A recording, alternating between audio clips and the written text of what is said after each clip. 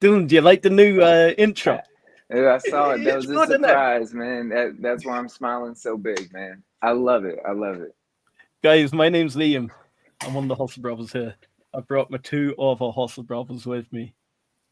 Dylan and Mark, do you know what? I actually had a mad day today, so I'm going to start off with a story. It's nothing about eVTOLs, but it is so wild. I'm sure I've already told Dylan, and then Mark came in and I was like, do you know what? I'll just wait till the stream because I didn't want to explain it 3 times. So, let's have it. Guys, the last 3 days, I've had no phone. Yeah. Phone broke, so I'm getting a new phone Monday. I'm actually getting a new camera Monday, and we'll talk about that as well. So, no phone. Yeah. So, a bit of a backstory. My mother can't drive anymore. She has lost her power in her legs. So, I have to go pick her up, drop her into town. That's fine. Drop her into town. And I mean, I'm in the Republic of Ireland. Anyone that has ever been here knows the rain. So it is pelting down. So I'm going back to the farm. Driving out of town, coming up to a roundabout. And I literally touched the brakes. And I thought, that felt weird. And next thing, it's coming up on the dash, brake shoe inactive or something like that. And I was like, shit. So I've put the foot down, no brakes, yeah. Coming up into the roundabout, trying to slow down the gears. As I've tried to turn round the roundabout, literally the steering locks, yeah. And I'm fighting the steering wheel. And next thing it comes up, power steering fail. And I was like, what has happened here? So anyway, I've drove in. I've literally fought it into a little estate, parked up, and turned the car off. And I literally put my head back on the thing. I'm like, no, this has not happened. I've no phone, no money, and the car is knackered. Because, do you know, guys, nowadays we all have Apple Pay. So I'm just so used to not bringing my wallet anywhere and just having Apple Pay. But you know, like, I'm going into town, coming out, I have no intention of going to the shop, didn't even bring money. Moral of the story, always bring your wallet. So anyway, I'm the first side of town. I'm in a pair of wellies. My tracksuit has like holes in it. Of this little thin jacket in the back of the car. And I'm like, I'm going to have to walk across town, aren't I? So anyway, I was actually contemplating, do I walk home or do I walk back across the whole town? Because it's like an hour's walk. And I was like, if I walk home, I have to like more or less walk up a dual carriageway. And I was like, I'm not doing that. So anyway, I walk across town and I was like, oh, my brother might be working. Yeah. So walk across town. I mean, I am soaked at this stage. I'm like, what's going on? Get into the place he works. I'm not going to say where it is. Get into the place he works. And I'm like, he's not here. And I'm like, oh, no, he went out last night. And I was like, oh. So anyway, I go to one of his friends and I was like, yo, do you ring my brother? So I rang him and he can't drive for a certain amount of time because he was heavy drinking last night. So anyway, that was fine. Got all that. I thought I wasn't going to make stream. I'll be dead honest. Thought I wasn't going to make stream because I was backing over the mechanic. But long story short, it was the alternator that had gone, yeah? So they reckon that when the electrics go, see, all the cars now are like electric steering, and he said that the sensors in the brakes is all electric. And as soon as the voltage drops, that's it, it's gone. So yeah, that was my day. That's the joys of streaming 7 days a week. You get to live my life. But yeah, moral of the story, always have a phone, always have a wallet. Guys, let's get into eVTOL Weekly. Hey, all I'm going to say to that is we need to grow your fan base in your local community so that next time this happens, it's like, hey, one of the Hustle Brothers is down. You know, send up a smoke signal, boom. We got to make it to a stream. This is when we needed eVTOLs, my guy. It is, yeah. This is when I could have called in air support. Mark could have flew in, picked me up. Right. And that would have been it. I need to move to the US. But well, something in that too, Liam, that's so interesting you say is how the electronics within the automobile can actually have all that shut down. So whether it's, we're talking car, aircraft, you know, it makes me think a little bit back to Mark's story he had told as well. So, I mean, it's just amazing to think all of these system component failures can happen, again, just like you're saying, off of a wattage connection or a computer talking to a computer in a certain way, and all of a sudden you're stuck in that roundabout trying to jerk that car in a circle, and it's like, it's not power steering fluid that your car needed. It's a computer check, you know? So yeah. It does interest me. You've actually hit on a point there. It does come back to eVTOLs eventually. Do you know, Dylan, you actually batted that in for me. Thank you, my guy. The redundancy level on these aircraft needs to be insane, because if you get a complete power outage like that, you don't want it to be all she wrote. Like, say something like an E-hang. If you got a power outage on an E-hang, are you just going to drop like a pebble? Yeah. If the motor's shut off, you're going to get a really quick education in physics and gravity. You better have a spongy seat. Yeah. See, this is why an E-hang could never be certified in the United States. And they'll never fly commercially in the United States, or probably Europe. I would even guess they won't fly in the Middle East anyway. Any place in the developed world, you're not going to see any hang fly, because they do not have a margin of safety. This might be a stupid question, but how fast do you need to be going in an aircraft for it to hover, Mark? To hover or to fly? Or not hover, to glide. So that's a great question. Yeah. Pretty much an airplane has like the speed that it takes the airplane to lift off or land. So, for example, my airplane, like a standard airplane, that like a Mooney or a Cessna, those land like we'll say a Cessna 172, which is what you're going to practice in. Yeah. They have a speed at which you rotate and lift off, and then the airplane has what's known as a best glide. It's called VY. It is where the airplane to where its glide to lift ratios basically intercept. And that will give you, if you lose an engine, you fly the airplane at that best glide speed, and that'll give you the longest distance to fly. And it varies based off the airplane and the wing design. If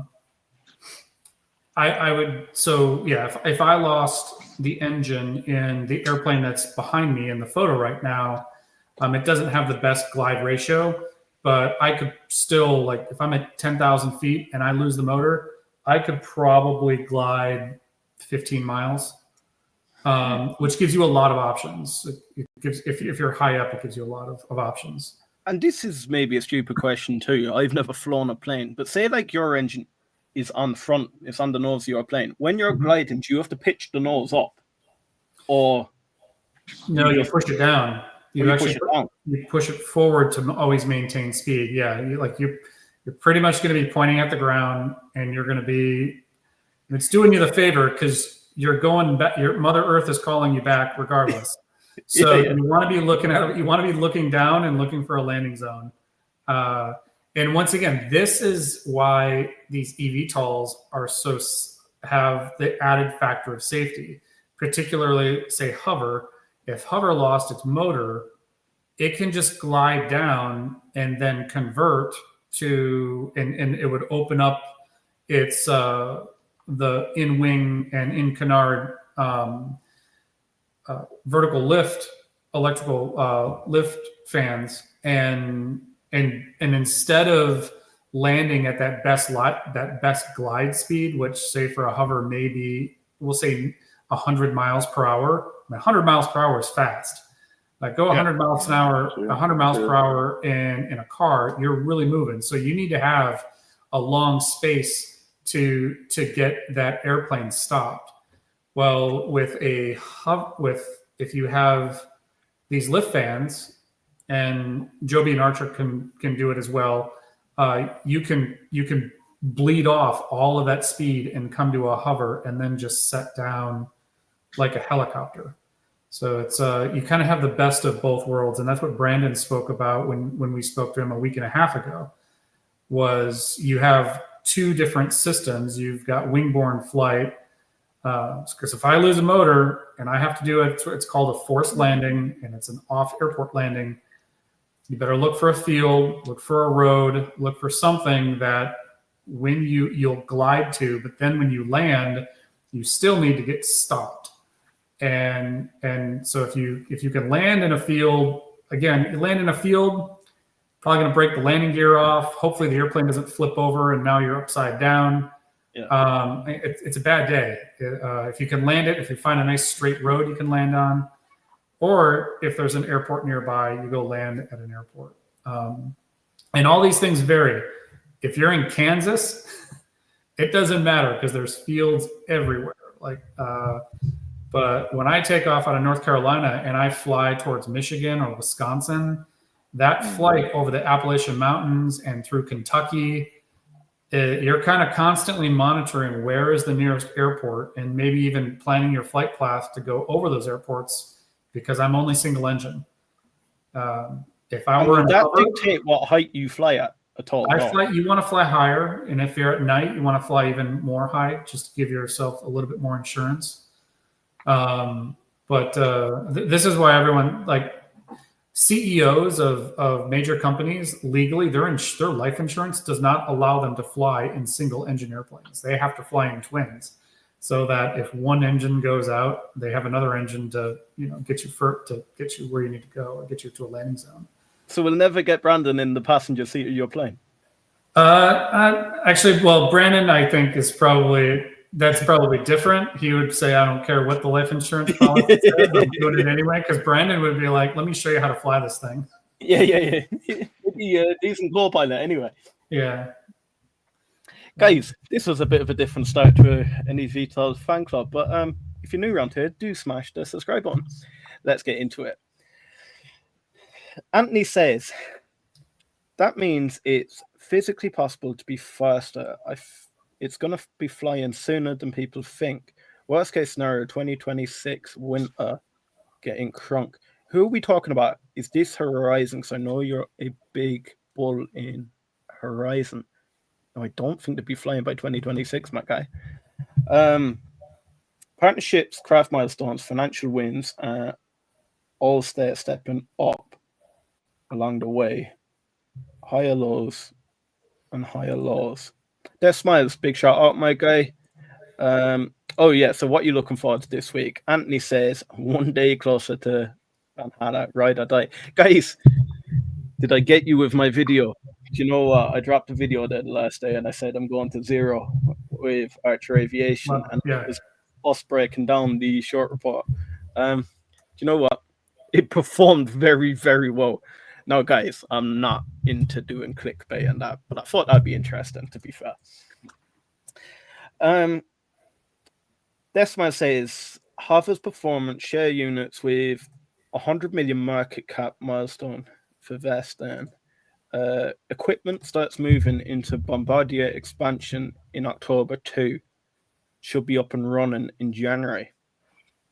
Bent, big shout out, my guy, for being here. Your friend Terry is in his seat. Big shout out, my guy. You're always here. Mixie Phil, not a Joby that may go down too. You know what? We're getting an awful lot of this. I've had it on X. It was only about 10 minutes ago. I put up, you like to do my portfolio, yeah?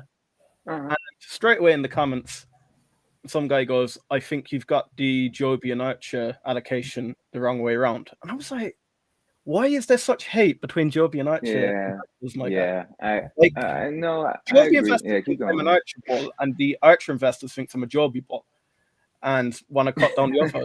I want both of them to win, so it is what it is.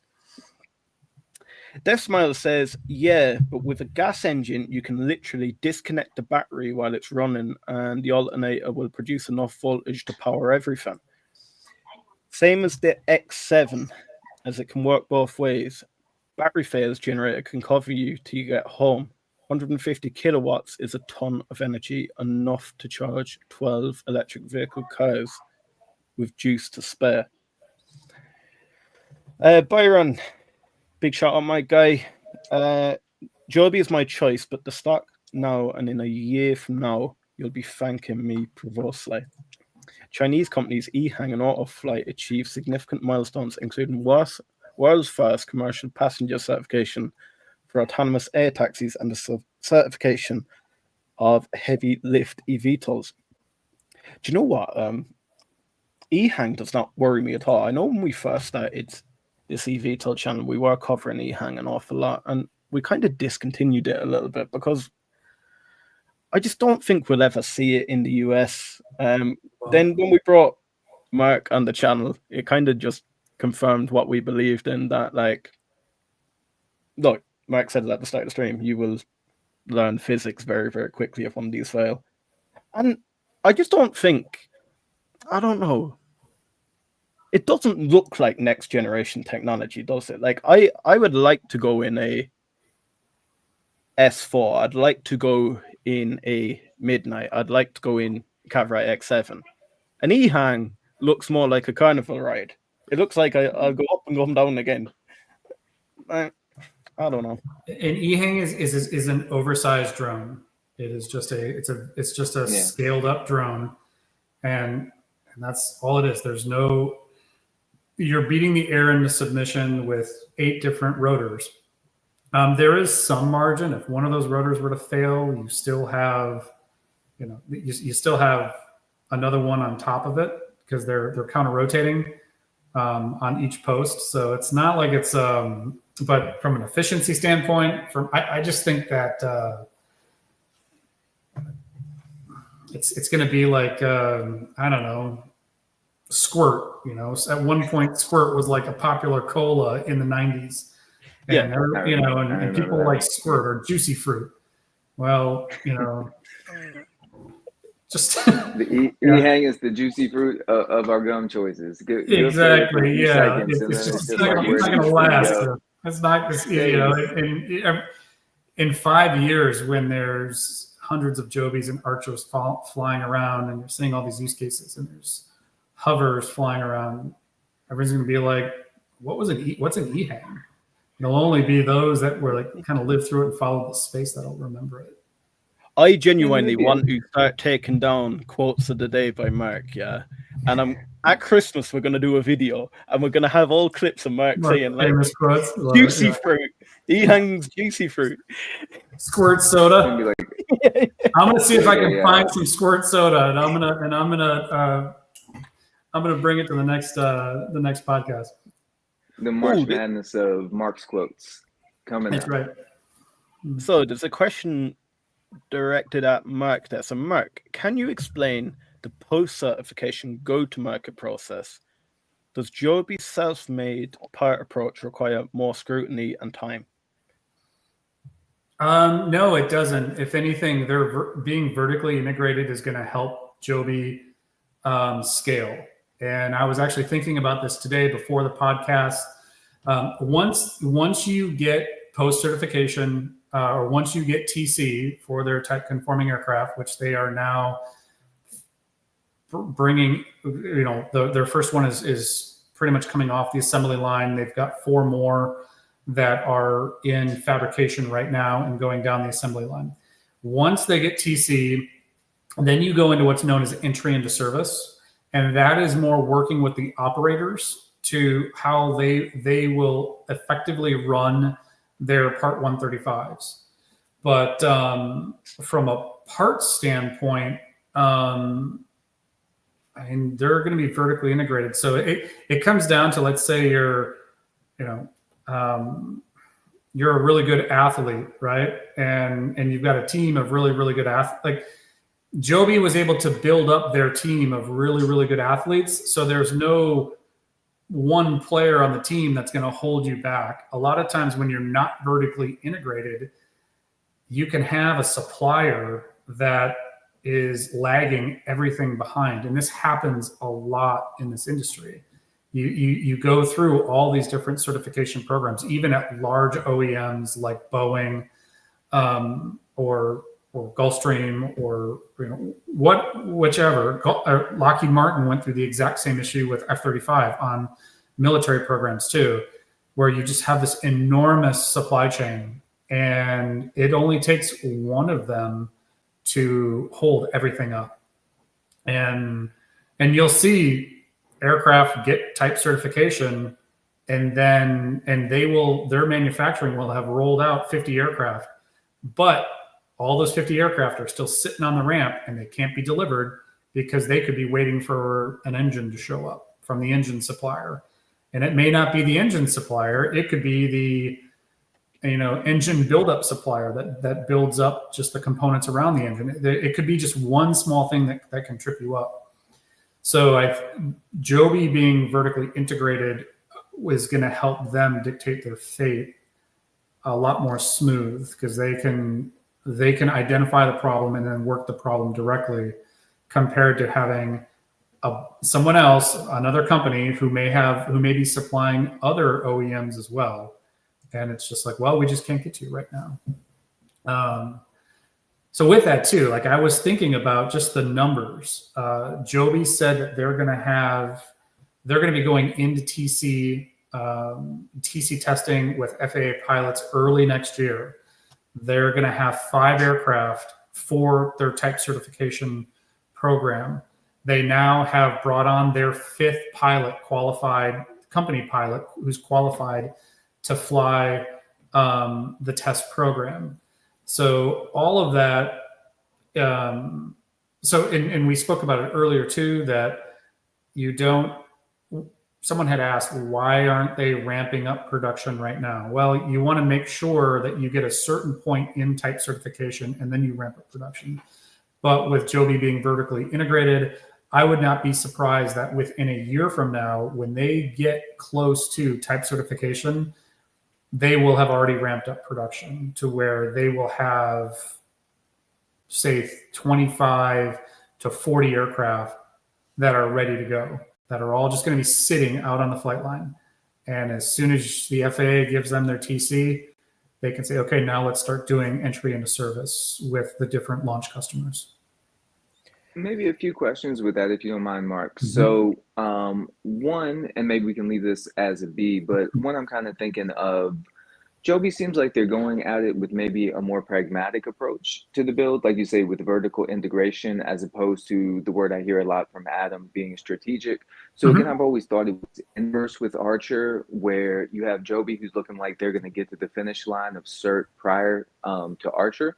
But you have Archer who's building out the ARC facility, seeming like they want to have that capability to ramp once the certification process is stamped for them, versus Joby, who seems like they put a little bit more of the efforts or resources into the actual certification process or their design, making sure that's good to go for TIA, and then kind of acquiring the square footage buildings, maybe not having them built out as much at this particular time, maybe some than Archer. So I think there's, kind of the interesting pragmatic versus the, quote unquote, strategic way of doing it on the Archer side, but also curious, going through, like, let's take Joby going through certification, and they do have the 4 or 5 aircrafts that they're sitting through. And if I'm remembering things you said in the past correctly, where each aircraft could be going through different certification tests. So if that was to happen, let's say aircraft number 1 has A, B, C, and D parts on them that can be manufactured out of one of the Joby facilities. Once those are cleared, would you expect that Joby would like ramp manufacturing on those individual parts? And then kind of like, as we get down the line, it's like, okay, we have 50 to 100 of the wings, propeller, kind of fill in the blank on those. And then as you kind of keep going through certification, it's like, okay, now we've started D through F, let's ramp manufacturing on that. And then once we get to Z, it's almost like you have all these component parts, and now let's start to build.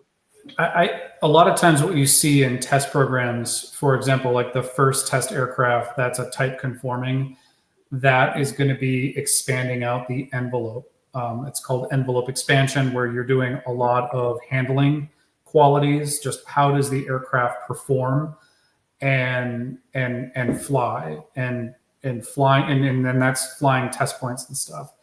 And then another aircraft, like typically towards the end, all those aircraft will be bare, so there won't really be anything in the back. Like it won't have an interior.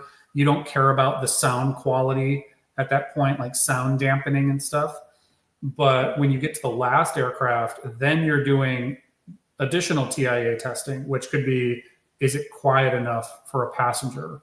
Does it have all of the seating necessary, like all the seats and the passenger comforts? Those necessarily may not be in the first aircraft, but they will definitely be in the last aircraft. To answer your question, though, major components like the wing, the engine, the propellers, pretty much almost every component has now already been designed, and that has already been signed off by designated engineers. Typically, you can't have a conforming aircraft unless you have that done. So,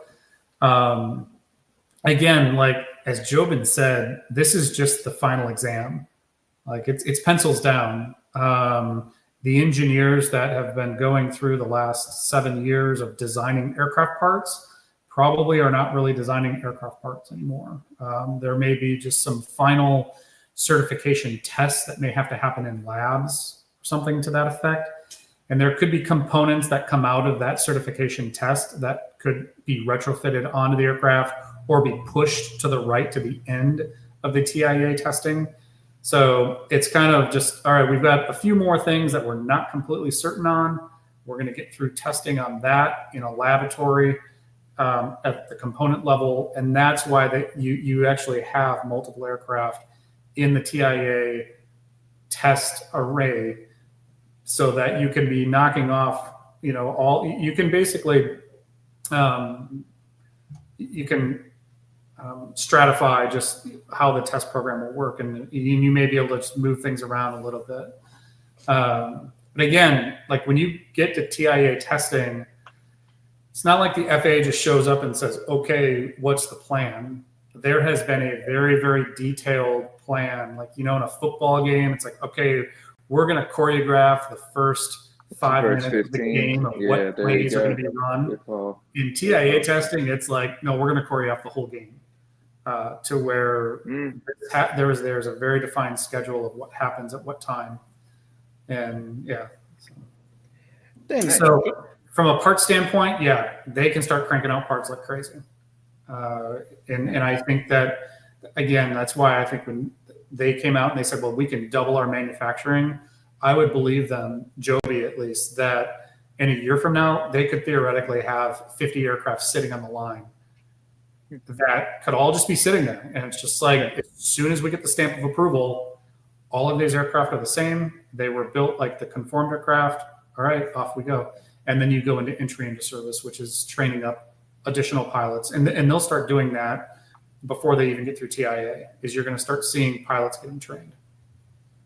Thank you so much for that, Mark. And then diving across, we have Death Smile says, comparing market cap runways, I'll stick to the solid long-term play, no brainer. You think you can 100x Joby's market cap in 5 years? No way. Now, I know you're referring to Horizon there. I'd just be very careful. Look, the three of us on this podcast here invest in Horizon, but I don't want to pull the wool over anyone's eyes. If it was a solid long-term play with 100x more or less guarantee, look, I wouldn't be in anything right now, only Horizon. Mm-hmm. Look, high risk, high reward. They have around an 18-month runway. The very early stage. I love Brandon, and I think he would fully agree with us here. It'd just be a very, very risky move to, I don't know. Go full port on them. Yeah, like compare them to Joby, and I don't know, in 5 years' time. Who had the comment about Bombardier? Like something in October with Bombardier. Yeah, that was an interesting one. Yeah, something about same guy says equipment starts moving into Bombardier expansion in October 2. Should be up and running in January. What is that comment? Please expand on that, because I'm very curious. If there is a HOVR Bombardier partnership, I'm tripling my. Oh my God! Then I'll agree with you. Yeah, I'm tripling my investment in HOVR. Tuesday morning. There you go. Reports like those bring the whole eVTOL industry. Yeah, exactly. So I would love to have him expand on that. So Keegan, love the content. Big shout out, my guy. do you think qualification for HOVR being in Canada could more quickly get it into markets versus FAA qualifications for Joby or Archer? By our understanding, now you may disagree with me, guys, but from my understanding, from what Brandon was saying, it's going to be more or less the same between what was it, GCAA? It's TCCA, TCCA. Transport Yeah, Canada. I got that one. Mm-hmm. Yeah. It's going to be more or less a look. It's going to look quicker because Joby has dug the trenches back all the way since 2009. Archer's been doing the same since 2018 or so. But it's not going to be rapid. Like they still have to tick all the boxes. Put it that way. Do you want to expand on that, guys? Dylan, you want? Well, jump in? yeah, I mean, I think on this one where I would say kind of hovers at in really anybody going through the design process now, and maybe Mark, you could agree or disagree with the general SFARs or issue papers that are coming out. You know, it's to me it would be laying a groundwork into what the eVTOL industry kind of like what could define success in starting your eVTOL company within inside of this industry. So I think for Horizon, you know, it's something where they've probably been able to see some of the success and some of the failures from some of the past companies that have been in, but I don't know if it necessarily leads them to a quicker runway with them still going through the 50% scale build, making sure that those tests are successful and then able to translate that to the full scale build out, which again, I think Brandon said was about 18 to 24 months, or with extended cash could ramp that up to about 12 to 18 months, if I have that information again correct. So again, I think for me, this is something, and it's kind of a question we maybe had a few months ago, but where again, we'll pick Joby and Archer as the first and second movers in the industry. Once they get that technology up and going, you know, could you have one of the bigger, the Boeings or, you know, somebody from Lockheed come in and really take some of that IP, and then you find that there's not as much of a DoD use case for the Jobys and the Archers as these concepts have now been proven out, and then they take those designs in-house. But again, for me, for HOVR, I don't think it's necessarily that they'll be able to build, design, engineer, and manufacture quicker. But I think that maybe, again, their pace of where they're at when the starting gun went off, they do have kind of that last mover advantage, and then going through those cert processes. So again, once we kind of find out the final cert process from Archer and Joby, I would think that anybody in that industry would have a little bit clearer path to walk down to get certification within an eVTOL, which then could translate over to Brandon. And again, he had some talks about, we were talking with him back and forth about could his aircraft be sold into the US to the DoD, which he did say that those were capabilities that could happen as well. And just also, you know, and I don't think Brandon would, just gauging from the interview, I don't think he would be somebody that would take a bag and sell off his IP, but would be very curious too if one of the bigger players came in and really felt like they could use his IP for certain use cases if they didn't want to go back to the drawing board and redesign. If there was a specific number that would maybe buy Horizon aircraft out, and then that would then be an aircraft ran by another top named company. So yeah, I'm not really sure. Yeah, what are you guys thinking? So in terms of the original question of being certified by Transport Canada, it is an advantage to HOVR because Transport Canada doesn't have 5 other companies trying to certify at the same time and competing for those government resources, which are pretty sparse. There's only so many FAA pilots out there. So Joby and Archer need to compete for those pilot schedules for TC. As where and obviously your Transport Canada is kind of it's the home team. You know, they're going to be like, yes, we want to support our own industry as well. In terms of the certification happening in Canada and then it being accepted by the FAA, Brandon's not wrong. There may be a couple of instances, and you do see this where, let's say for icing purposes, right? Like there's a lot more ice in Canada. Canada's certification office probably has a more strict regulatory requirement to icing than potentially what FIKI could be in the United States. So if HOVR can meet all of those certification requirements, then Transport Canada, or through Transport Canada, then the FAA will be like, yeah, we'll accept that. But there could be other things, say like high temperature operations and operating at, in the desert or something to that effect. It's not really as big a concern maybe in Canada. So that could be an instance where the FAA is going to say, all right, we need you to meet these certification requirements until we're going to give you type design. And so then HOVR will have to go and perform those tests to meet the FAA requirements as well. But I would say 85 to 90% of the requirements are, will be accepted by one regulatory authority compared to the next. So, and you see that between Transport Canada, the FAA, and then EASA, the European regulatory body. Don't really see it anywhere else in the world. So, Russia goes and designs the next Tupolev.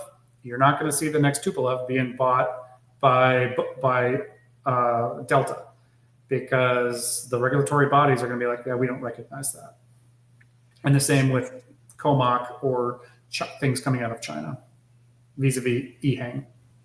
And question with that one, Mark, do you feel that there's been maybe in the past 1, 3, 5, 10 years, any better collaboration between the GCAA and the FAA, as that seems to be one of the beds that both of these eVTOL companies seem to be looking to at least try to start the market survey, commercial ops on, with kind of the verbiage, again, taking all that test data, bringing it back to the FAA? Do you think GCAA has kind of been maybe, I don't know, more lenient, but in some way, I don't know, just looking to be more communicated with the FAA per standards or anything like that, maybe? So I think the GCAA, the Middle East in general, want to get more into this space. You see all of the build out happening in the UAE from a societal impact, right? Like, I mean, look at what the UAE looked like in the 1980s and look at what it looks like now. Eventually they're going to run out of oil, and they're going to need different revenue streams. And they're not, if they look out 30, 40 years, so they may be like, hey, we now want to get into the aerospace industry as well, and maybe eventually start doing manufacturing and production and whatnot. So I think that their regulatory body, it's gonna follow what the FAA guidelines very closely, but this is a great springboard for that regulatory authority in the Middle East to start developing their own requirements, which pretty much springboard right off of the FAA's requirements as well, if they want to be serious in the space. That's what it says. Facility construction ongoing, Bombardier for Horizon. Look, you've shared a lot of things there about Bombardier, but like that was on July 9th, 25. So that was prior to our interview with Brandon. I'm pretty sure Brandon would have fairly plugged that they partnered with Bombardier. If we can't talk about it, I mean, we mentioned Bombardier and he kind of grinned. So, do you think? Okay. Do you think it's legit? All things are speculative at this point. Mixie says Archer has way more upside than Joby. Your friend Terry says, yeah, go on. Yeah, I was going to say, and to that, I think as we look at the company's upsides, and, I apologize to anybody on the Joby side if they feel like I'm wrong on this, but I think I'm starting to realize, and this was a little bit after talking to Brandon, that we're looking to cert aircrafts, but again, I don't know if we're looking to cert the same type of aircraft, same industry, but I just don't know if these are technically the same aircrafts. I'm Seems like to me that Joby is developing the electrical vertical takeoff version of a helicopter, more propeller driven, as kind of as well as to maybe capabilities of wingborne flight. And definitely, Mark, correct me, you know, if I'm speaking incorrectly on the Joby side of it. And then to Archer, still needing to have that successful transition to get over to wingborne flight. But at that point, again, with the wings, you know, having the ability to have kind of more of that glide capability, the CTOL land capability, you know. So I guess, yeah, it's just one of those things, you know, as Archer, we say Archer will be better or Joby will be better. Maybe it's that they're both going to be amazing just in the specific fields or cases that they're looking to push forward to. So first off, an eVTOL and a helicopter they're just fundamentally different craft. In the vertical component of flight, they are theoretically doing the same thing. Their rotors are beating the air into submission to get it to get the thing off the ground. But a helicopter is constantly beating the air into submission to fly through the air. As where an eVTOL, all of the eVTOLs, when their rotors rotate, it goes into wing-borne flight, which is a far more efficient manner because the wing is producing the lift for you, and the rotors are then just propelling you through the air. Obviously, the same with hover. The only caveat, helicopters with just this, it's called the disc area. It's the size of the diameter of the rotor system. That allows you to lift significant more weight. So helicopters, even though they can't fly as efficiently through the air, you're not going to see an eVTOL picking up a Humvee, as where you can see, you know, a 53K, the Sikorsky 53K, that thing can pick up a Humvee. Like that thing can pick up like 60,000 pounds. It's crazy how much, and the propellers on those things are like small wings all in themselves. So different use cases, completely different use cases. And I think there will always be a place for helicopters for heavy lift capabilities. You know, as where, like, I don't think you'll really see an eVTOL flying fire services, but a helicopter will be doing that for the next 100 years because it's just, a helicopter can pick up so much more weight. But past that, eVTOLs are going to be far more efficient, or HEVTOLs, if you want to talk a hover, because you're right, a hover and a Joby and Archer and everything else, they are different. As that hover is saying, we are going full hybrid, as where right now Joby and Archer are certifying for purely electric. Then jumping back, Desma says, Bromda also lobbied for all kinds of stuff. I'll add some of that info too. Mixie Phil says, HOVR, like Joby, can be an acquisition target for Archer. Joe Ben would make a great CTO, reporting to Adam. Mixie Phil, I have no problem with you being 100% bullish on Archer. We don't need to tear down another company to bring your own company up. Bromda linked pack donation secure. I think that is more or less a link, my guy. Do you know what to do? That's Miles. You've sent a load of links in. Will you connect with me on X? Send it in, and we'll have a look at all that. We could even create a video if we see there's a connection with Bombardier there. Do you know what? Me and Mark could be up all night, my guy. Mixie Phil says, I agree. An investment from Archer into HOVR, either by acquisition or capital, would be great.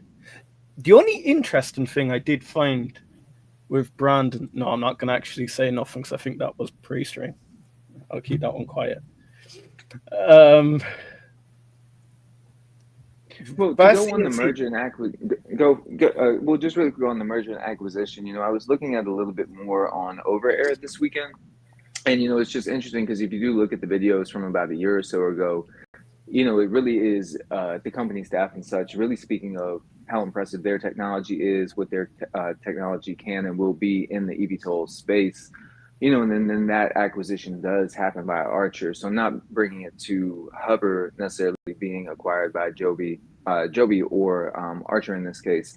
But it will be interesting, I think, to see as we have, again, maybe the 50 or 100 smaller eVTOL companies out there that some of us may be not even aware of at this time, of the different IP that does get picked up by these larger players. So what's Joby doing with their about 800 million or so, or billion or so, and then I'm sorry, million, and then what Archer is actually doing on the cash spend on the 1.7. So whether they move forward with their engineer teams or bringing in the extra talent from some of these companies like over as well.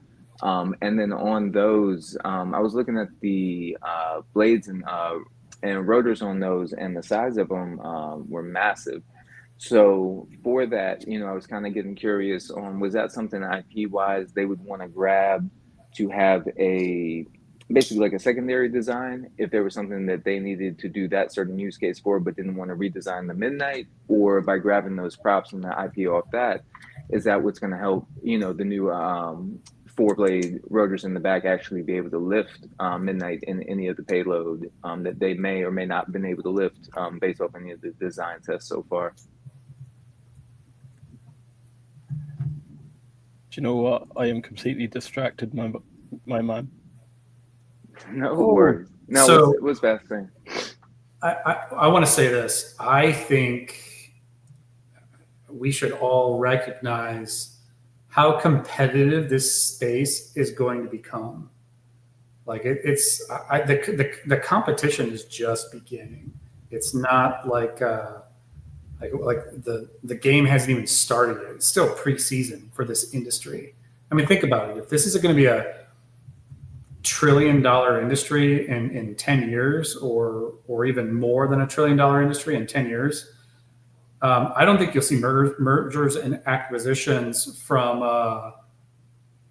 the competing companies right now. I think you'll see someone like Elon Musk step in, and be like, no, we want Tesla to now own this IP and run with it. And the designs themselves are still, I mean, we're going to see a lot of different designs coming to fruition. This is just the starting point of this industry. But to your point, I think unless Archer were to come out and do a major design change, you want to stick with what you have already, especially if Archer is getting close to type certification. You don't want to take a big step back. You want to keep going forward, get your product to market, get it certified, and then you can make changes post TC. You can do what's called an STC to your aircraft, or you could just do a different aircraft. And people don't understand this as well, or people need to understand this. A lot of times aircraft companies, they'll build their first aircraft and then you do a derivative after that. And your certification can be accelerated dramatically if there is not a lot of change from the first derivative to the second derivative, because you can certify by similarity. So if your systems are all the same, you can see, well, all the systems were already certified. So what Archer could potentially do, or Joby could do, if there's some sort of like improvement they may want to make, they could say from a strategic standpoint, let's get through certification, and then our Block 2 aircraft will have this modification. So I think that's where Archer could do their propeller pointing downward to be a pusher, like I spoke to in the last podcast. No, and that's been a great thing you've been helpful with, Mark, in talking about the STCs, because I think, again, definitely on the Archer side, where there's been a lot of good DD, where even from the flight in UAE, where people are nailing in on the tail numbers and such, and seeing the 302AX tail number, which initially was the basically autonomous only, kind of taken on display, the one always taken to the air shows and such like that, as opposed to 703AX. Is the one that you'll typically find on the actual flight radars and such. Mm-hmm. So, the STC, I think for me, being honest about kind of the build process, where Archer is, and then having to make design changes at this point of the game with still having, you know, that bookend of 2027, but the 2028 Olympics to come. You know, if I'm still, you know, hearing the words correctly, it's something that they can continue to push forward with the two blade props in the back, take as much of those aircraft that they have through certification. Basically, again, like you say, look to get all the other systems certified as they're going through that process.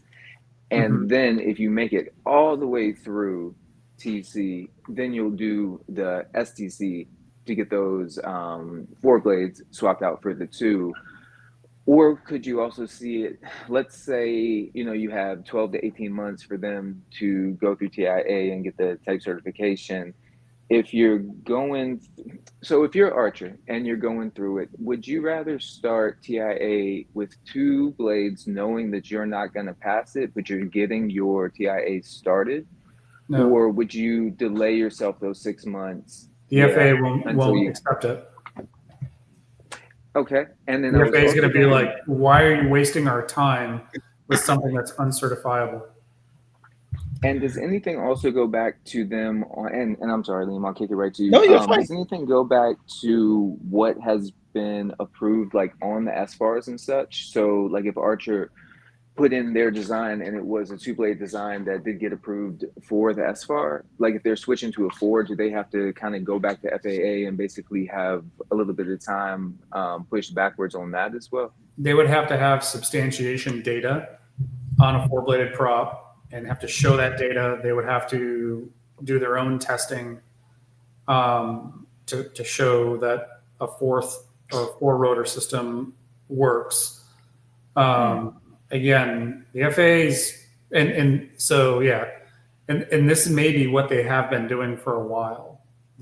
So don't think that it's not like you're going back to the drawing board. They may be saying, well, we've gotten this far, but in parallel for the last 6 months, we've been working on the four bladed prop as well. And they've already flown it. You can see them flying with a four bladed prop. So it's not like it's so it could just be a function of, oh, we need to do a bit more testing and then we're going to go and actually present it to the FAA. Okay. Right. But they're not going to, the FAA is going to be like, what is your conforming aircraft? What are you taking to market? Right. No, you can't, you can't come to us with a three-wheeler and then, and in 6 months say you want to certify a four-wheeler. So it's, you have to, the FAA is going to be like, don't waste our time. No, Dylan, I do apologize that I was so distracted there. You're going to see why I was so distracted. Guys, we are the Hustle Brothers, yeah? But you know what? We've made friends across the industry. And it's my pleasure to welcome onto EVTOL Fan Club, Matan. Matan, hey. Hey, everyone. Welcome. Hey, guys. So finally nice to be on here and meet you all officially. You as well. Welcome. Yeah, I love what you guys do. Thank you, guys. Thanks for having me as well. I want to give a big shout out. That interview you done with Brandon, that really fired us up. That really got us excited, more bullish around the company. You done absolutely amazing there. Are you a big investor in Horizon yourself? I don't know where you guys stand, but it's a good chunk of my portfolio. I believe in it a lot. I have quite a substantial amount for myself. I mean, everyone has, everyone's in their own level, but I believe in it. I have quite a decent amount, not like some other people. I hear some people are like 50-60+% of their portfolio. I think that's a little crazy, but to each their own. I think high risk, high reward, and I definitely I love what they're doing. I think they're going to be the winners. I mean, we can talk all about it, but I haven't tuned in the whole 50 minutes here, so I'm not fully caught up to speed what you guys were discussing, but as far as that question goes, I am pretty deeply in it. Matan, what is if you mind me asking, what is your background? And I think you're in the Bay Area, correct? No, I'm in Miami area right now. I actually am in Orlando. I'm on a vacation, but Okay. yeah, I'm not home. I'm at the Ritz right now. That's why my background's a little different. But I originally Jewish, but I moved from Israel when I was 2 years old. Okay. So really American primarily, but a Jewish background. Yeah, I speak Hebrew as well. What are you more on the investor side? Is your profession invest? In real estate, I'm a realtor, also a web developer, and just in general, like building stuff, software. I have 2 Chrome extensions. I studied entrepreneurship in college. My background is, that and economics. Actually, I had a minor in economics. And I started investing like 2017, really, from crypto. Crypto is what got me into the market with the whole crazy 2017 crypto bull run that went to like 20K. And then from there, I just started getting into stocks, and nothing really crazy until like the last year. I just hit really good with Palantir and made me a bunch of earnings. I am jealous. And Congratulations. yeah. And then when it was like around $80-$90, I had a bunch of covered calls and they sold for me, and I was really, really upset. But in hindsight, whatever, it is what it is. I was really happy with the earnings, and I claimed those gains, and I'm like, what am I going to do with this money now? So I started looking into other opportunities, and that's when I first started investing in HOVR, which was about December of last year, 2024. And then from there, just kind of other penny stocks and all sorts of other little companies that I'm into now. But HOVR is definitely my biggest penny stock that I'm into. Yeah, and that answers that. What is your opinion of the eVTOL space? Clearly, you can't just watch HOVR without seeing the other competitors and whatnot. Your opinion of just the space and what this market is and what it will be, what it will become. I took a look at a lot of the companies. Honestly, I will say some of the most interesting companies are not public though. So of the only public companies, HOVR is one of my favorite ones. And I think the space in general, like it's just set up for huge growth. And I was trying to figure out, like, I looked at the history a little bit of, and I'm going to make a video about this. I haven't made one yet, but really the history of how planes came about, and also helicopters, and then cars as well. And there's just a similarity in all of them. With all of these new modes of transportation, there's a huge boom in many startups, in many new designs. Like no one knows what the next helicopter, plane, car will actually look like. There's so many designs, and that's what eVTOL is going through right now. And my premise is that there's going to be one standard design that everyone goes with. I don't know what it's going to be. I'm hoping it's HOVR. But also it's a little bit different where I view it as like, it's not just like the car industry. You have cars, you have motorcycles, you have trucks. There's going to be a lot of different winners in all sorts of different spaces. Just like there's medvac, military, there's going to be air taxis. There's going to be like, I actually made a list. There's like about like 10, 11, 12 right now that I've listed out. There's a lot of like niche spaces that are kind of like within the same one. But generally speaking, there's like 10 different categories where there could be all sorts of winners. And I mean, HOVR is set up for at least some of those is what I'm going after, my big bet. And then, man, what I want to ask you, because I have seen here, you know Death Smiles, do you? Yes, I talked to him on the phone. Oh, yeah? Yes. Yeah. Do you reckon Death Smiles will come on a stream with us one day? Yeah, actually, I think we spoke about it like yesterday or the other day. He is totally down. Yes. Yeah? Love it. That'd be an interesting one. We could do like a HOVR only stream where we get a lot of us in on a group call, because do you know what? We're actually building such traction in this Horizon aircraft space. I didn't realize how many investors there were in it. These all started from an eVTOL weekly. I think it was actually Anthony in here started every week. You were saying review HOVR, and I was like, do you know what? We'll just put it up here and we'll have a review of it. With that, we then got investor relations reach out to us, and that's how we developed a relationship with Brandon. Best thing we ever done because we got Mark on the channel then. But let me jump straight back into the comments, guys. Also, guys, if you don't know, Matan is a really big creator in the Horizon aircraft space. Do jump in and big, not big. I got like 300 really subs, quick. but I appreciate that. You know what? In the Horizon aircraft space, that is pretty good because it's only growing, and as Horizon grows, you'll grow with them. So no, literally celebrate every win, my guy, and we're always here for you. I appreciate that. And really quick before you jump over, so Liam, I was thinking too in this space, and maybe it can be some forward thoughts into kind of like positioning out, individuals as they go kind of thinking about their portfolios in 2026, and if you think about, general estimate, if you're looking to be the S&P, so you're looking for a 10 to 20% gain each year, so again, I think in these stocks, would I like to wake up tomorrow and have each of these companies be at 100? Yeah, that would be amazing. But that wouldn't be sustainable. We wouldn't be we wouldn't be near the end parts of the process of the manufacturing of the certification that we would need to be to sustain any of those market caps in the companies. So again, looking at these and for either any individual investments into Joby, to HOVR, to Archer, if these companies are doing 20% year over year, it's still not a bad, investment that you've done for the year. It's kind of taking on more risk than doing a sort of S&P diversification within the portfolio. So you're definitely taking on more risk. So maybe one would more hope for maybe a 45% plus gain year over year within taking that risk with the capital.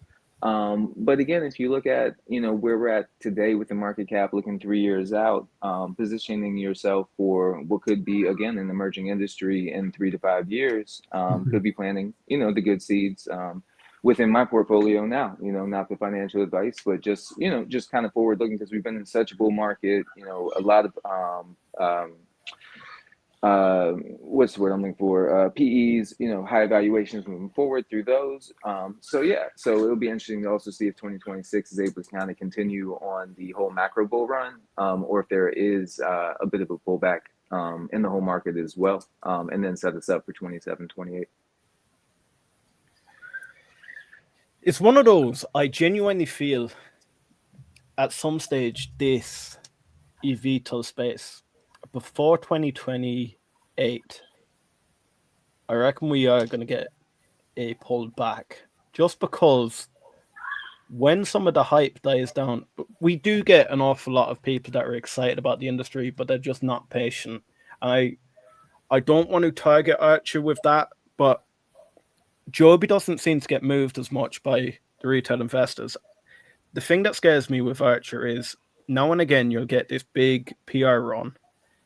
Then you will get every cunt and his cousin coming in, buying Archer Aviation. Then when they realize the actual time frame until major rollout,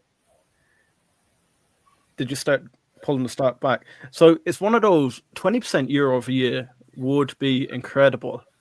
But what would 20% year over year, even in 5 years' time, be? I'd like to work that out. Yeah, about $20 to $25. If you're compounding, that'd be about $12.50 this year, 20% off that, bring you maybe like $15.50, 20% off that. I can see that, to be fair, actually.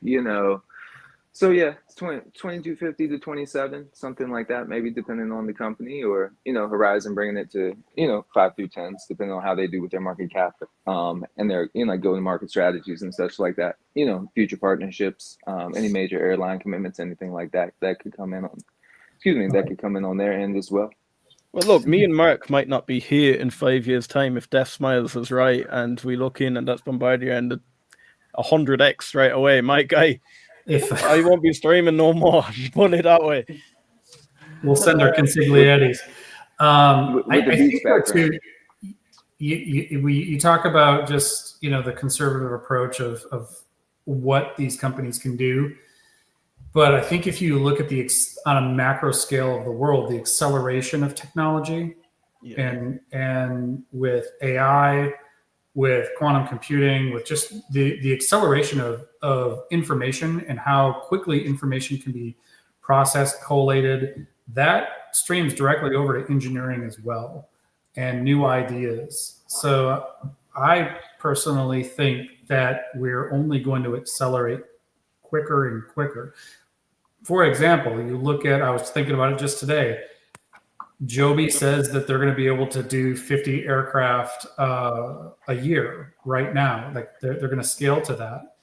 But what happens in 2 years when Joby has half of their workforce, or in a couple of years, half of Joby's workforce are actually robots and run by AI, and they can now have 3 lines running consistently, and they haven't had to lay anybody off because they've just changed workforces around and whatnot. But now you're scaling up, and you are doing 500 aircraft a year. What does that look like year over year? And the same thing for any one of these companies. Mark, don't make us any more bullish, my guy. Well, I was going to say, if I could go up an unintentional softball real quick that Mark had no idea he was throwing me. Something that I was curious about and had no information on was the relationship with Adam Goldstein and Brett Adcock from Figure. So again, they were together under Archer. Brett seemed to be about there. I don't know as much about Brett, but it seemed to be about the disconnect came about the time when Maker was going to midnight, give or take, or so anybody feel free to correct me on that. So I was always kind of curious just what the working relationship or outside relationship with those two gentlemen was going to be moving forward. Then Brett had put up a post on Friday. Well, actually, 2 things is to kind of talk to your point, Mark. I was actually kind of curious, as Adam would have the connection to Brett. You know, would the Figure robots be something that started to get? Now I'm like getting excited. Now I'm getting nervous talking about it. Start to get integrated like over into the Georgia facility or something like that. 2-3 years time, or could that even be a test bed for the Figure robots? Is they have done some work on BMW manufacturing, so bringing them over to the assembly line in Georgia. And then if you go over to Brett's X, it was interesting. He kind of put up what was going to be the future and said robots, flying cars, and one other thing. So he had 2 versions of a Figure robot, the Midnight down at the bottom, and then I don't know if it was a battery cell or something he had on the other pick right there. But it was just interesting to see because really I hadn't heard anything about Adam and Brett for a bit. Actually, there was another gentleman who does a morning show I watch, Amit, who actually got to interview. He actually got to interview Adam, but he did also interview Brett. And I remember when he was at the Figure Factory interviewing Brett. See, there you go. And then when he was in the Figure Factory talking with Brett, had the robots walking behind him and everything, Brett did mention both Joby and Archer as the 2 that will be viable in this industry within the U.S. and in that general time frame. So, just anybody wants to check that, feel free to go back, catch that interview. But yeah, that was just an interesting post to kind of see where Brett may stand with his relationship with Adam and moving forward on that. Yeah.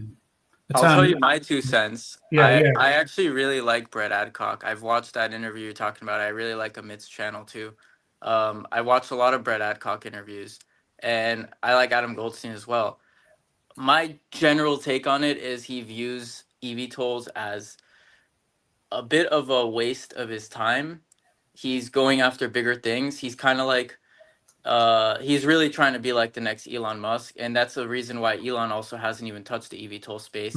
It's not solving a big enough problem for him. It's going to be big, I think, and it is solving a problem, but in his eyes, it's just a little bit of like a side business for him. I think he's trying to go after the bigger thing, which is the robotics. And I think he's definitely biased if he says Joby and Archer are the ones doing it right. I don't think he knows much about. I mean, maybe I'm wrong. He started the company, honestly. I'm probably wrong. But there's so many new eVTOL companies popping up, and he doesn't really care that much about it from what I see on the outside. So I think he's just biased when he says Archer and Midnight. I mean, Midnight and the S4 are the only aircrafts that are viable. I mean, just from like looking at them, there's so many other aircrafts that look much more viable. And from what Brandon says, I mean, there's so much drag. These aircrafts are not aerodynamic. They make much less sense. So I don't know about the statement of that they're not viable, but my general take on his perspective on this eVTOL space is that he just doesn't care enough. So Like I really like the guy, but that made me really like bearish a little bit on Archer. But I still do own shares of Archer, and I do like Archer. I actually like their aircraft. I think it's a really good looking aircraft. I hope it's not the Nikola of the skies, that's for sure. But yeah, that's my 2 cents. Do you know what? Yeah. Myself and Dylan were talking about this pre-stream. We're about to go to war, and Mark's welcome to. No, do you know what? If Mark was there, we actually really can like just kill the bears. We're going challenging a fair few YouTube bear channels. Now they're fairly big. They're major big. But we want to break down some of these bear cases.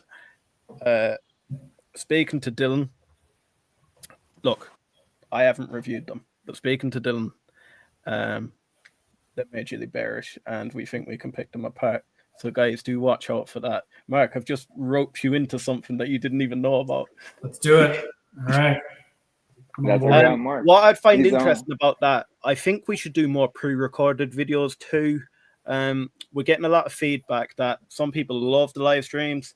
Other people say we talk too much to the comments. So I want to sort of accommodate everyone. So I think even if we do it like once a week or something where we could like sit all down together and just do pre-recorded bang, bang, bang, bang, bang. I think it could be quite cool. Personal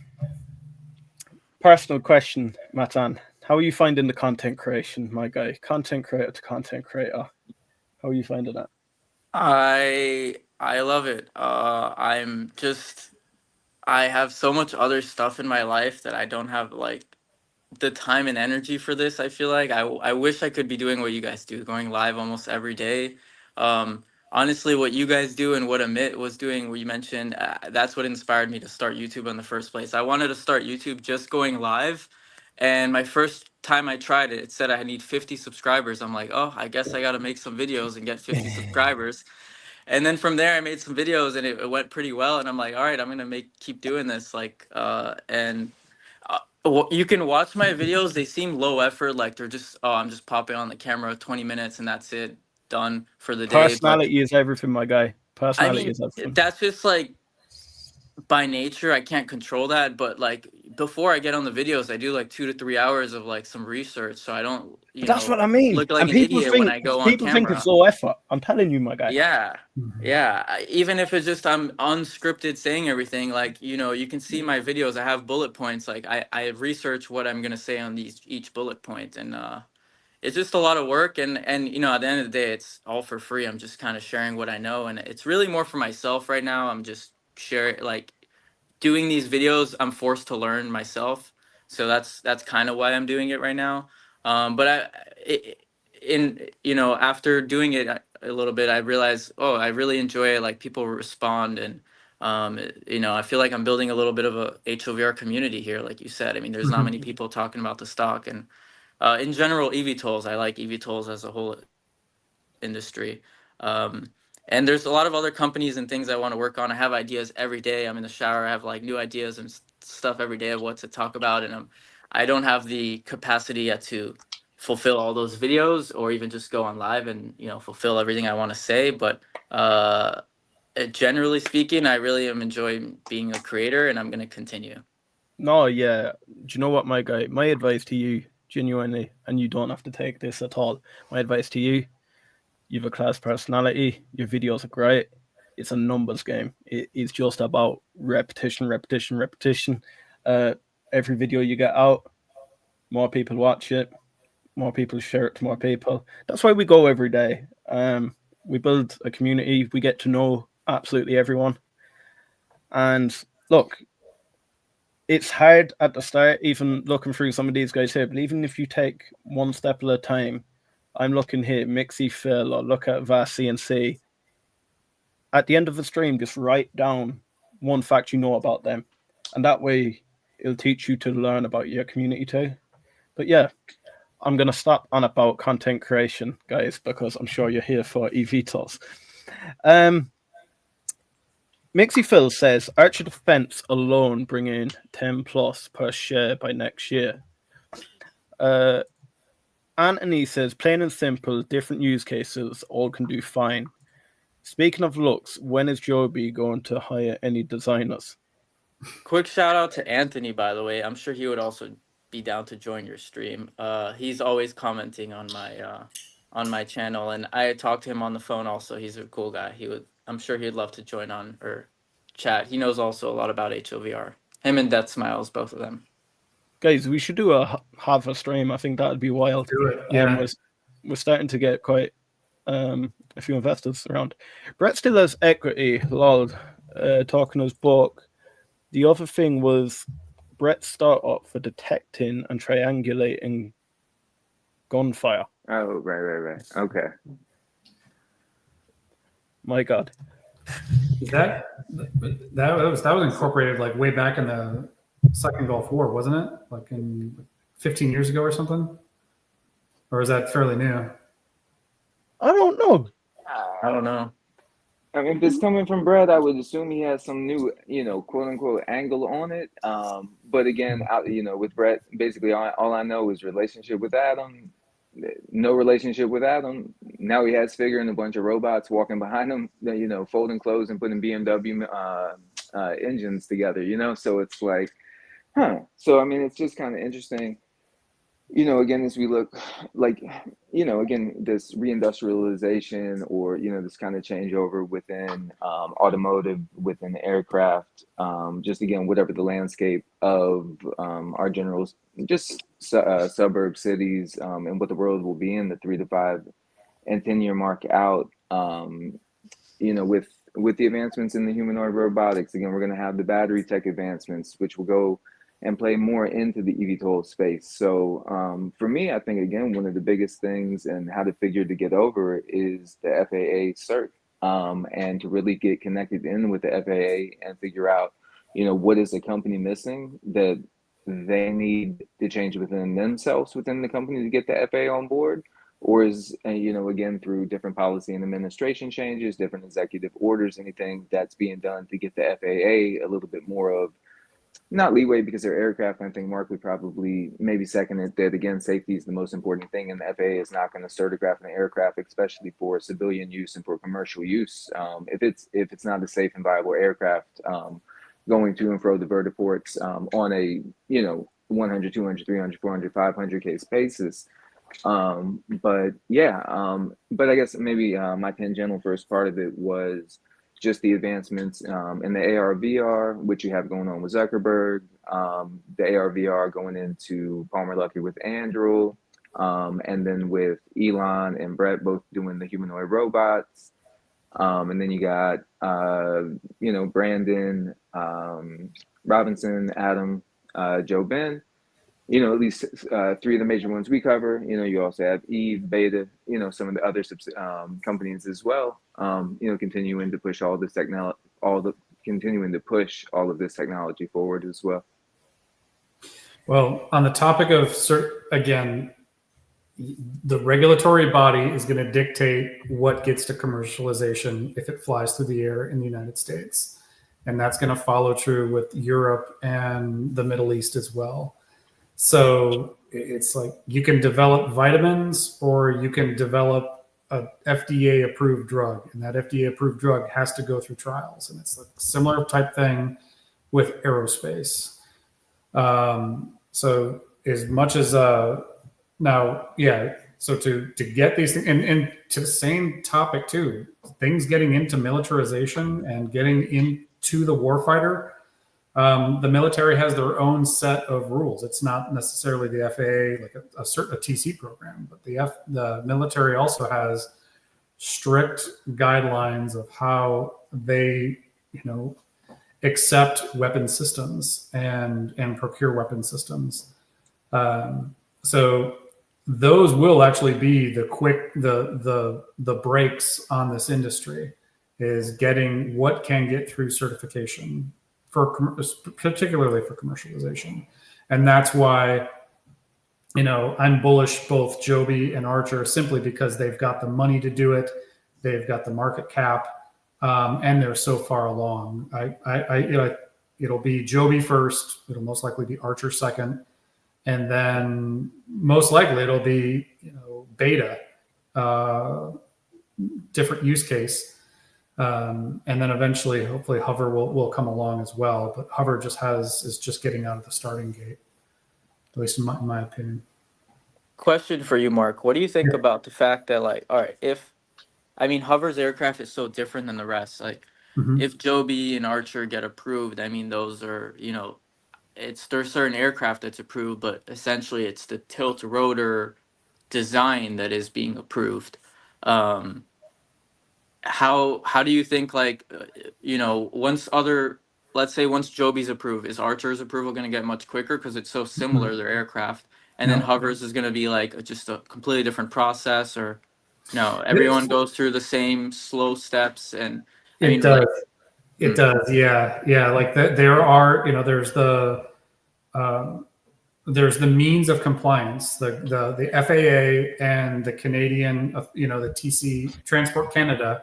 They have regulatory compliance rules, and you have to abide by those rules, and you have to prove through test plans, and then through certification, and then through actually type certification. You have to go through each one of those steps or over each one of those hurdles. It takes time, unfortunately, and it's I think Hover's timeline is probably spot on. It's going to take 18 months probably to get to their first full scale aircraft, and then they'll go into a detailed design and build a conformed aircraft. And then build a couple of conformed aircraft. Hopefully they'll get the funding for it and the backing. What will accelerate Hover the quickest is if they can team with a Bombardier.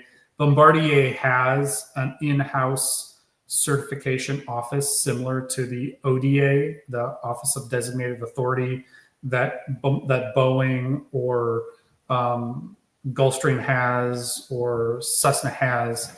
And that would give them a much bigger backing to get them through certification quicker.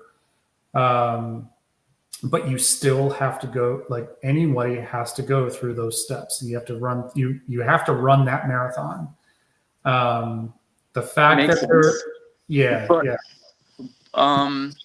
well, first of all, I want to mention real quick, because I know Death Smiles would be upset if I didn't probably. Regarding the 18 to 24 months, he has some unofficial information that it might be 12 months or even 11 months actually. Okay. The only kind of evidence I have there is a screenshot from someone on LinkedIn that's deleted now, saying that they're going to need pilots in 12 months. This was posted a month ago, so 11 months now. Why would they need pilots in 11 months from now unless they're flying the X7? So that's just a little hint there. But what I was going to say was, how do you view like the fact that they're building these aircrafts? I don't know if you know much about this, but when I found out, this kind of blew my mind. Hover is the only company that's building it with certification in mind, like designing, getting approved, like getting, they're working with 3C Certification Center Canada to check that everything they're doing is approved and going to be certified. Versus what Joby and Archer are doing, they're building it. Then they're going and being like, hey, is this good? No? Okay, let's go back, make changes, spend more time, spend more money.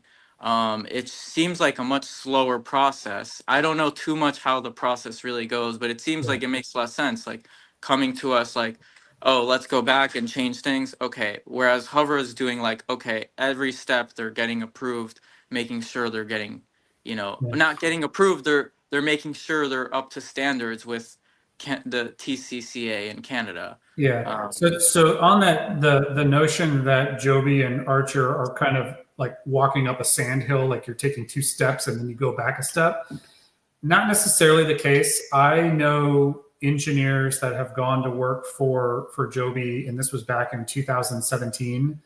And those engineers are actually designated engineering representatives. They have engineering authority through the FAA to actually sign off on the actual engineering to say, yes, this is a conformed part, to build a conformed part. Joby has been working with these these types of engineers for the last probably 10 years. I think it's just the fact that it is a completely new system. And to Adam's, or not Adam's, but to Brandon's comment when we interviewed him, he said the tilt rotor, it's a very, very complicated system, and there's a lot of moving parts to it, where they are taking a much more pragmatic approach with HOVR and just saying, all right, we're designing an airplane that can take off vertically, but once it converts, it's an airplane. And that's why I love HOVR, because I agree with them on that premise. And I mean, to your point, Joby has been doing this for a long time, and they have spent a lot of money. And if HOVR can get a conformed aircraft to Transport Canada for certification quicker, within say like 12 to 15 months, then that will speed them up, but they're still years away as well. It's not like it's not like they're a dark horse that's going to come out and say, well, we're going to be revenue generating in 2 years. They still have to run the race as well. What do you think in general of their design and the tilt rotor decision for Joby and Archer? Yeah, and anyone doing that, Eve, whoever, really. I think that they work, but I've been following the space for the last 10 years as well, and as an engineer who's flies experimental airplanes, and I've done some of my own fun designs, like some of my colleagues that I coordinated with back in 2018 or something. We drew up some stuff on the design board, and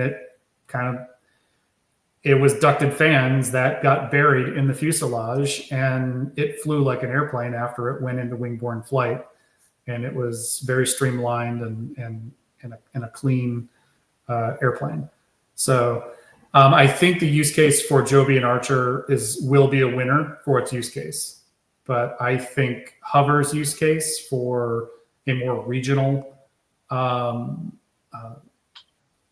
a regional transport of 4 people to 6 people is going to be a bit of a game changer too. Like you said, their number of use cases is much greater than the number of use cases that both Joby and Archer bring to the market. Yeah, true. Yeah, I'm interested in the other stuff, the cargo, the medvac, less the flying people around. That's what everyone's going after. Yeah. Like, people don't recognize we are a 2D species. We live on this 2D plane, which is called planet Earth, and to get around on it, we have to, go in an XY. We do get in airplanes, and we go to airports, and we fly from A to B. But with this new advancement of human mobility and just mobility in general of products and humans, I think is going to just will be a radical change in just how we get around the planet. And we're just getting started. And like, to your point, HOVR meets a lot of those use cases. I would love to have my own vertical takeoff and, flying aircraft. It's something I was thinking about earlier in the stream when we were talking, because you brought up the Fiki again. I'm going to kind of ask, and we'll see if it makes sense here. So you have UAE, who is going to be dealing with hot weather temperatures. So you're having Joby and Archer, who are obviously looking to be able to pass those ground tests as their aircraft is seating up on the tarmac and such like that. Here in the US, they have the air taxi networks both kind of targeted towards New York, and then you have them targeted towards California. So you definitely have different weather use cases in those. So I think my question within it is, how difficult would it be, or how would you go about designing an aircraft? Because I'm wondering if, like, aircraft that are already certified over with GCAA, like, would any of them be Fiki certified based on the weather I think I know there? Just kind of going off that. So how often is it possible, and what would they have to do to have the ability to, let's say, have the air taxis on the West Coast be more hot temperature certified, or going to UAE hot temperature certified, and then the ones that would be operated on East Coast, or maybe going maybe to like the EU. But let's say East Coast, New York being able to operate October through March, having the FIKI certification, when still the market surveys for both of these companies are speaking towards Dubai and the UAE, which is going to be the hot weather testing. Like, are we kind of like clashing on what we're doing here, or how would you go about that? The only aircraft that is going to be FIKI certified is HOVR, at least claimed to be that they're going to certify. Joby and Archer won't operate when there is known icing. Okay. So you could still operate on a cold day, but it better be a sunny day, or there can't be any known icing. And they can be IFR certified, so they can all fly they could all theoretically fly in the clouds. But if the temperature is cold enough to where you're going to fly into the cloud, and then you're going to accrete ice, you're not going to fly into those conditions. Compared to HOVR will be like, we don't care. Let's just go. They're like the only ones I've found too. It's kind of crazy. And there's Canadian companies building eVTOLs that they're not going after FIKI certification. Mm-hmm. Crazy. It adds weight. It adds some weight. It adds complexity. FIKI certification is not necessarily easy because you have to demonstrate it. And there are the FAA and Transport Canada has all these guidelines of different type of ice crystals. Like there's and different type of just how ice is formed. Like there's rime ice, there's clear ice. And unless you've got a couple of options, you can go to like the NASA tunnel in Cleveland with a scaled model, and they can simulate that type of ice in those conditions. And then you could use software to say, all right, well, we're going to now simulate, we're going to use our software, and we validated what happened in this wind tunnel or this icing tunnel to then try to get certified. But typically you have to go demonstrate it. And the way you demonstrate it is you go and you look for ice. So you'll, go up to northern Canada at the right time of the year, and okay, we have this ice at this time of day, and then they go and they fly in it and they demonstrate the system. Or there are aircraft like Cessna. There's a Cessna that actually has spray bars that come out the back of it, and they'll go up to a certain altitude, and the airplane will fly behind that airplane, and then it'll create the ice and they'll fly through it. But it's a big effort. It's a pain in the butt. In FIKI, sometimes what dictates getting FIKI certified through type certification is actually just finding the ice so you can demonstrate it. So question for you, Mark. The fact that they're going after FIKI, does that mean they haven't yet demonstrated it, but they know they could? And then any other technical specifications, when they say they carry 1,500 pounds of payload, it hasn't all been tested. How do they know, like, how, I don't know too much about the space, but how do we know the technicals are legit? So to get FIKI certified, there's just defined guidelines on what it will take to get FIKI certified. And there are experts that know, just like every airliner since the 1950s is FIKI certified. At the end of the day, you're pretty much going to run hot air up to your leading edges, or you're going to have boots, or you'll have alcohol that gets pushed out onto the leading edges. And it's just that ice can't stick to that, and it'll either melt off, or Honda Jet in their horizontal actually has thumpers. It's like these things that vibrate the surface, and the ice just breaks off of it. So there's a whole host of methods to certify an aircraft for FIKI certification. And you just have to you'll add those systems into your design. So that will be just part of the design of the aircraft. In terms of just their projections of how much they're going to be able to lift, they're projecting out, and like Brandon said, we already have a lab where we're testing our full size. So they can put that ducted fan it's not, you can really get a good idea of just what your fans are going to be able to produce just on the size of the fan, the diameter of the fan, how many blades you're going to have inside of it, and then it's just going to be a function of torque. How strong are your motors to spin the fans up to produce the thrust? So it comes down to just their design challenges, but it's not like they're unheard of design challenges. It can all be, people far smarter than me who like develop propulsion systems. They'd be like, yeah, there's an Excel spreadsheet, or I've got, here's the equations to do that. Now go do it, and then you'll just go do it. So it's not like they're reinventing the wheel. They're just repackaging. They're going to design the system, design the package. They'll package it and then go and test it. So. Right, guys, I'm about to throw you back into it. eVTOL Weekly. I am flying to Milan on Thursday. Do you want to go for Wednesday? I can do Wednesday. Wednesday? Sounds good. What time suits you best? 4:15 your time? I can do 4:15, 4:30. Yeah. If that works for Mark, then that works. Yeah. I'll check my calendar, but yeah, if that time works for Mark, let's lock it in. Yeah, let's go for that. No, guys, look. Myself, Dylan, and Mark are about to go to war with Archer Bears. You're going to want to stick around on the channel for that. It'll be coming fairly soon. My name's Liam. I am one of the Huss brothers. Got two of brothers here with me. We got a special guest, Matan, with us.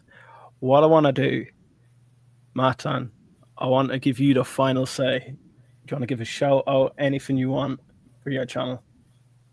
I mean, whoever knows me. I see a lot of the comments. Some people who know me are already here. No special shout out. Just thank you all for watching and supporting. And I mean, that's, what keeps me doing what I do, just kind of interacting with you all. And I like how fast the community is growing. I will say actually a shout out to the Reddit community. I don't know if you guys are on there. Are you guys on there? Oh, mate, they hate me. Really? They hate me. Don't they, Dylan? I'm banned from them all. They hate me. What do you mean? Death Smiles is the moderator. He can unban you. Wait, why would they hate you? You guys talk about HOVR.